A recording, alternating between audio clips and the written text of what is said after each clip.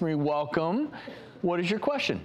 So I had a melanoma removed just above my right eye, and I have a pretty big scar, and I'm now missing half of my eyebrow, as you can see in that picture there. And so I'm wondering what would be the best way to treat the scar, and also if eyebrow tattooing would help me.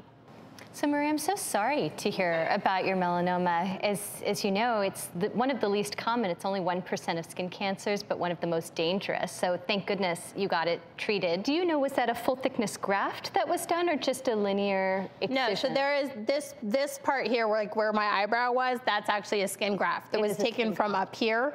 So that's part of the reason why there aren't any hair follicles in it. So my eyebrow will not grow back. Correct. So that's what I was getting at, because if it had just been an incisional scar, it might just be so early that the follicles hadn't had a chance to recover. But in this case, when you do have that scar tissue from the graft, one of the first things we do actually often is just to try to laser it with a fractional CO2 laser, because we're trying to blend the texture and smooth it so that there's a better color and texture match.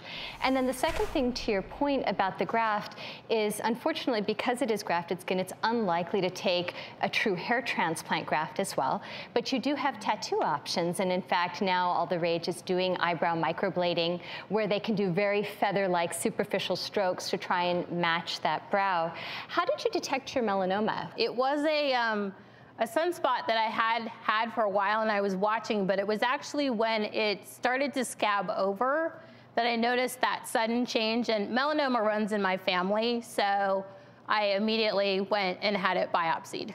Thank goodness. You know, completely curable if you catch it early, but you're pointing out one of the key signs we always tell our patients about. We always go by this ABCDE criteria. A is for asymmetry for our viewers. That means you can't fold it in half so it looks the same on either side. So one side might be more jagged, one side might be a little bit more smooth or round. The B stands for border, so a blurry or irregular border, something that sort of bleeds into the surrounding skin. The C is for color, so variability of color is something we always tell our patients about.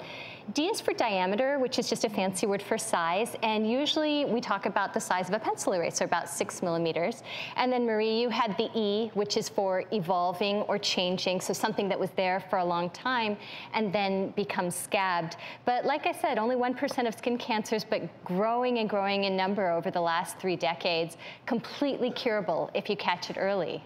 So you did the right thing, but I think we have some good news. Because there are options too. And Marie, we wanted to help out, so we reached out to board-certified facial plastic surgeon Dr. Behrooz Torkian, who is now joining us via Skype, has something that he would like to say. Welcome, Dr. Torkian. Hi, Marie.